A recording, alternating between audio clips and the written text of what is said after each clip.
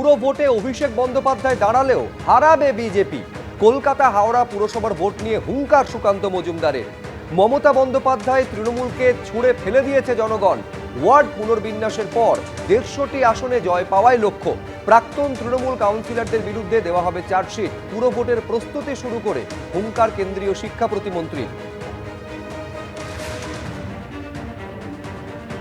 যে ভোটেই দাঁড়ান না কেন, ওনাকে হারানোর জন্য আমরা রেডি হয়ে আছি। উনি যেখানে দাঁড়াবেন রণে বনে জনজঙ্গলে, আমরা সেখানেই যাবো, চিন্তা নেই হারানোর জন্য। আমাদের রাজ্য সভাপতি বক্তব্য তো পুরো পরিষ্কার যে এই রাজ্যে কোনো শরিক দল নিয়ে আমরা ভোটে লড়িনি, আমরা এই রাজ্যে একাই লড়েছি এবং এতগুলো সিট পেয়েছি। তো স্বাভাবিকভাবে আমরা এখনো পর্যন্ত কোনো শরিকি সিট শেয়ারিংয়ের বিষয়ে আলোচনা করিনি। বিগত বিধানসভা নির্বাচনে 144টি ওয়ার্ডের মধ্যে 101টিতে বিজেপি এগিয়ে আছে, তৃণমূল কংগ্রেস এক কথায় ধরাশায়ী হয়েছে। তো এবার 209টি সিট হয়েছে।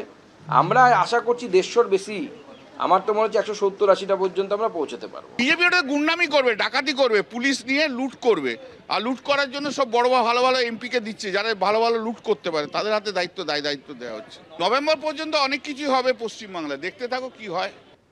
অর্থাৎ বিজেপির তরফে সরাসরি চ্যালেঞ্জ ছুড়ে দেওয়া হচ্ছে অভিষেক বন্দ্যোপাধ্যায়কে উদ্দেশ্য করে যে পুরো ভোটে অভিষেক বন্দ্যোপাধ্যায় যদি দাঁড়ান তাহলেও তাকে বিজেপি হারাবে। কলকাতা হাওড়া পুরসভার ভোট নিয়ে হুঙ্কার ছেড়েছেন সুকান্ত মজুমদার। আমাদের প্রস্তুতি শুরু করে দিয়েছি। 209টা ওয়ার্ড হচ্ছে এটা জানি। গতকাল মিটিং ছিল, অল পার্টি মিটিং, সেখানে আমরা সকলেই একটা দাবি তুলেছিলাম যে এখন যেই নোটিফিকেশনটা দেওয়া হয়েছে তাতে 209টা ওয়ার্ড হবে এবং তার বাউন্ডারি কী হবে শুধু সেইটা বলা আছে, কিন্তু সেটা দিয়ে বোঝা যায় না। একটা রাস্তা ধরুন, একটা ওয়ার্ডের সাউথ হয়তো একটা রাস্তা 4টে ওয়ার্ড শেয়ার করছে।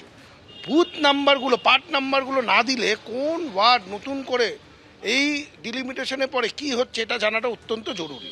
এইটা আমরা অ্যাডমিনিস্ট্রেটর এবং যিনি কর্পোরেশনের কমিশনার ম্যাডামকে আমরা রিকোয়েস্ট করেছি, সেইটা পেলে আমাদের সুবিধে হয়। কিন্তু আমরা আমাদের প্রস্তুতি শুরু করে দিয়েছি, আলোচনাও শুরু করে দিয়েছি এবং আমরা পুরোদমে পৌরসভা নির্বাচনে আমরা প্রতিদ্বন্দ্বিতা করব। আমরা প্রস্তুত।